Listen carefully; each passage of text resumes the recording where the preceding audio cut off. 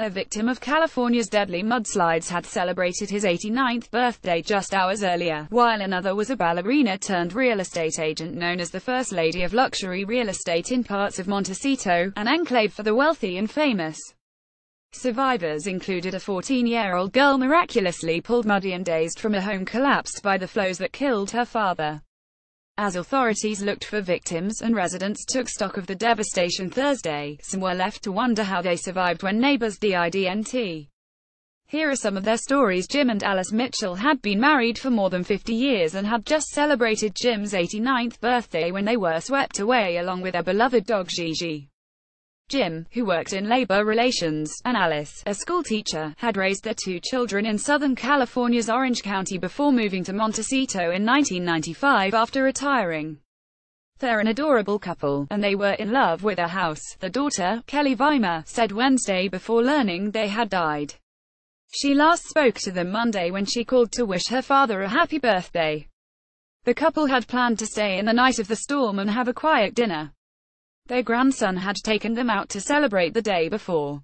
The Mitchells are survived by their two children, 6 grandchildren and 2 great-grandchildren.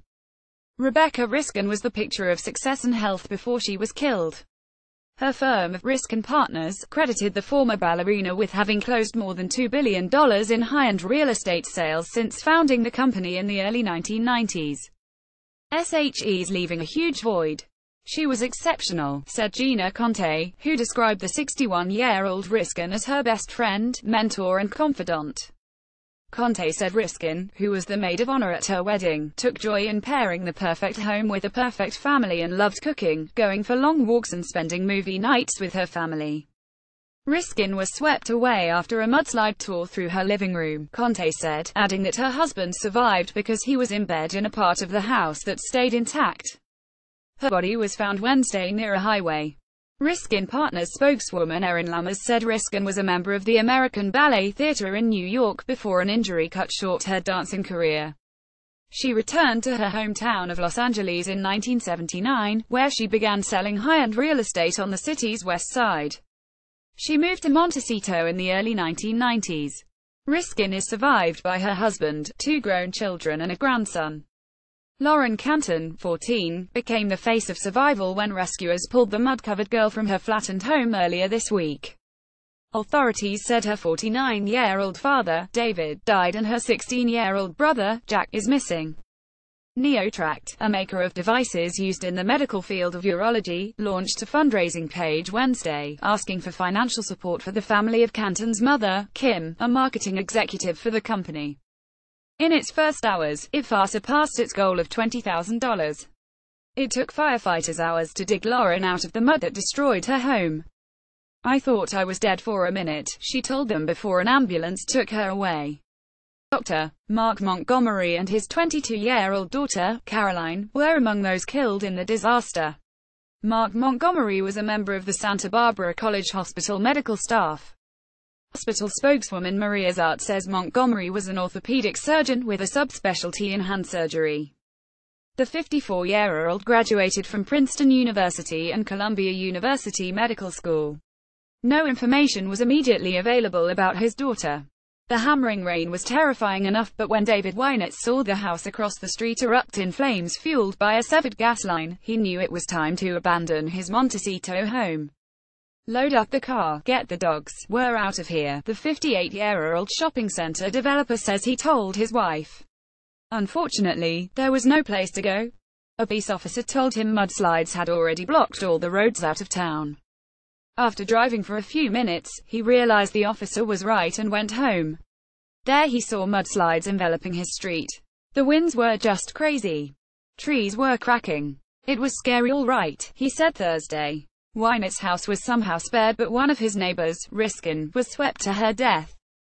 Josephine Josie Gower, who also died in the Montecito mudslides, was celebrated by family as a woman who loved and embraced life for each one of her 69 years. "I have never met anyone quite like her and never will again," her daughter-in-law Sarah Gower wrote on Facebook after authorities confirmed Gower was one of 17 people killed by mudslides. "She was the life of the party, always, and loved us all so fiercely.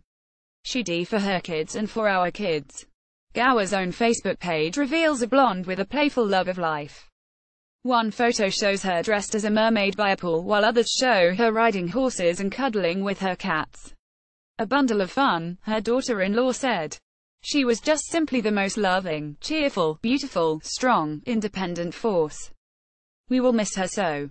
She is survived by 2 adult children and 3 grandchildren. With time running out to find any victims, attorney Trevor Quirk and a handful of friends donned chest-high waders, grabbed shovels and chainsaws and canvassed mud-saturated streets looking for survivors. They failed to find any Wednesday, the 41-year-old married father of 3 said, but didn't find any bodies either, which provided him some solace.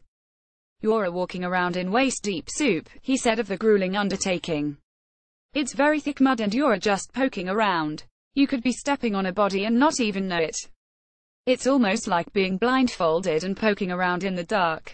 The next day, the attorney from nearby Ojai turned his efforts to helping at a relief center, leaving it to authorities to search. "At this moment we are still looking for victims," Santa Barbara Fire Captain Gary Pipney said Thursday. But he added that the likelihood is increasing that we'll be finding bodies, not survivors. For a time during the deadly storm, 81-year-old Paula McDonald was one of the missing, without electricity, a cell phone service, and unable to reach her children to say she was all right.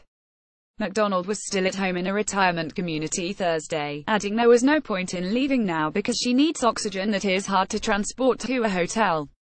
She took a look around outside to see just what the driving rainstorm had wrought as it triggered mudslides on hillsides laid bare by a massive wildfire last month.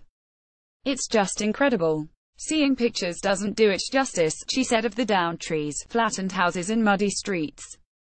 "I thought the fires were the worst things I'd seen in my life." One of the oldest victims was Roy Rota, revered founder of a private Catholic school in nearby Ventura. The 84-year-old former real estate broker had fled his Montecito home just last month when it came under threat from the wildfire. He died at that home, authorities confirmed Thursday. Roy believed intensely in the power of a Catholic education. St. Augustine headmaster Michael Van Heck told the Associated Press earlier this week. "He's been a deep supporter of the school in every way and a mentor to me personally, to the faculty and to the kids." Officials of the K-12 school Rota, founded in 1994, said his wife was injured in the mudslide but survived. "Pray also for his wife, Teresa, the gentle giant of charity and grace, and for his children and grandchildren," the school said in a statement. Rogers reported from Los Angeles. Associated Press writers Christopher Rear in Montecito and Amanda Lee Myers in Los Angeles contributed to this report.